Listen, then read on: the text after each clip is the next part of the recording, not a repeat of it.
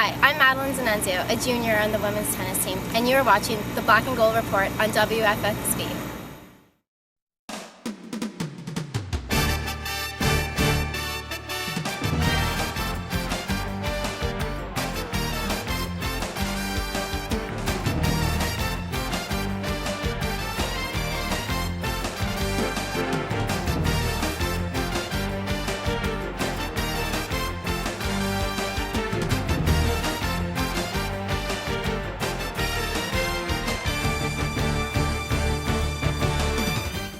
Hello Braves fans and welcome to another edition of the Black and Gold Report, a program all about UNC Pembroke athletics. I'm Kevin Freeman, and for the winter sports it's championship season, and so we're going to be talking to the head coaches of a couple of sports who are making it to postseason. First, we're going to talk to head wrestling coach O.T. Johnson. In the second half of the program, we'll be talking a little men's hoops with head basketball coach Ben Miller. But first, we're joined by Coach O.T. Coach, welcome back. Good to see you again. Thank you. Thank you. Let's talk a little bit about the wrestling season and what you got to look forward to in the national championship. You finished the regular season 8-7 in your dual matches. You won. You took a number of honors in a lot of tournaments that you guys did over the regular season, and you're at number 13 nationally right now. How happy are you with the team's progress over the season?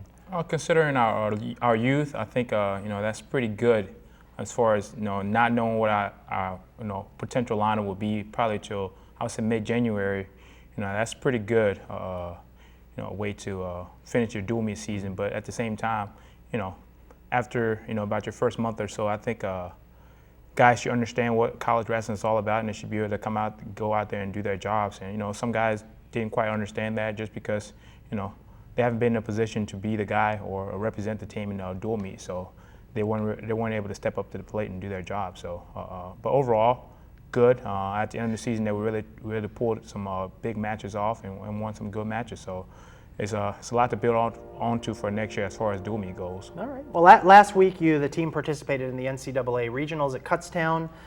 You finished 5th out of the 14 teams that were present at that tournament. Were you satisfied with those results? Absolutely not. Wanted to finish in the top 3, which we should have. We were 6.5 points out of third, and we were 1.5 points out of fourth, which is a top 14 place.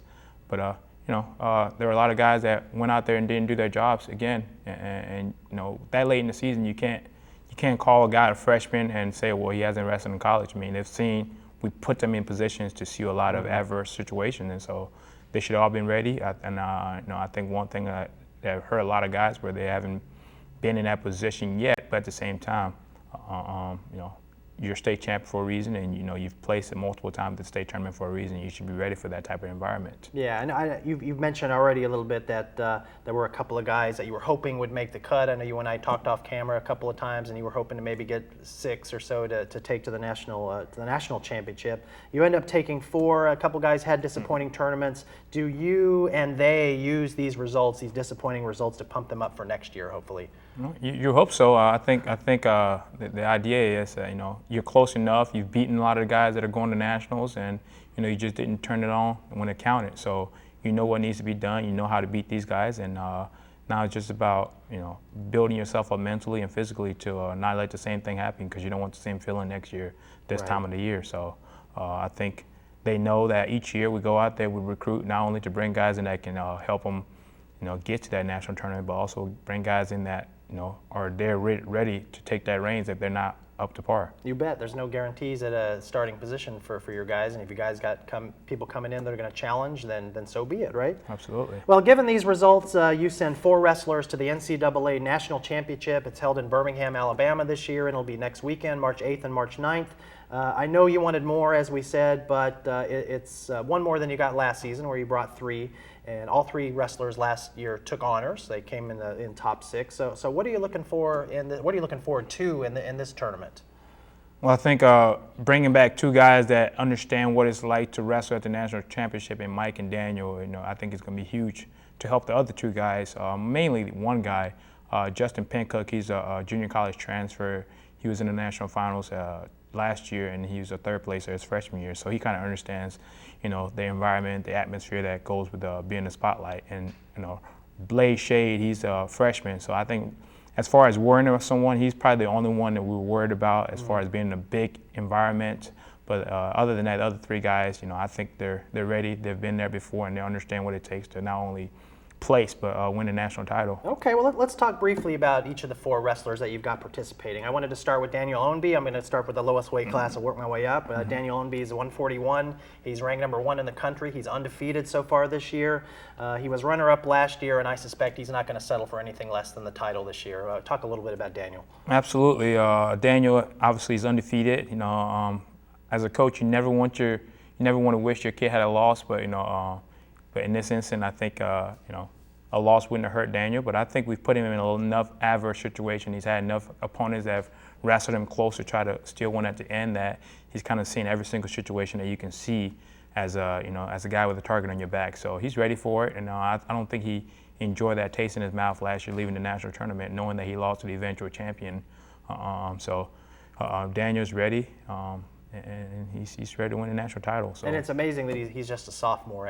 You have to be amazed at the skills that he has been able to show you just in the year and a half that he's been under your tutelage. Yeah, absolutely. He still has a lot of growing to do as an athlete. So it's going to be awesome to coach him the next couple of years. Everybody wants to know what his haircut's going to look like at the championship. I think he has very few options with the size of his hair right now. So. We'll see. All right, we're going to take our first break, and we're going to come back and talk a little more to Coach OT about the other 3 wrestlers that we're going to see in the national championship.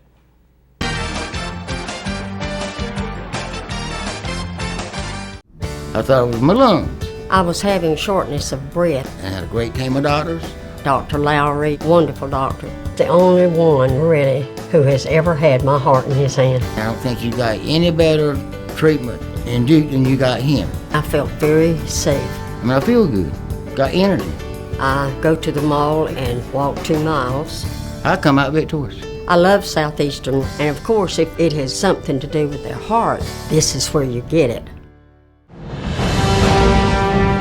On Thursday, April 18th, join your fellow Braves fans for the 2013 Braves Club Cash Bash presented by Southeastern Health. This year's event will include a catered dinner, live and silent auctions, and a chance to interact with UNCP student athletes and coaches. The proceeds from this fun and exciting event will go directly to support the scholarships and programs for the UNCP student athletes. For ticket information or to make a donation, visit uncpbraves.com or call 910-775-4339.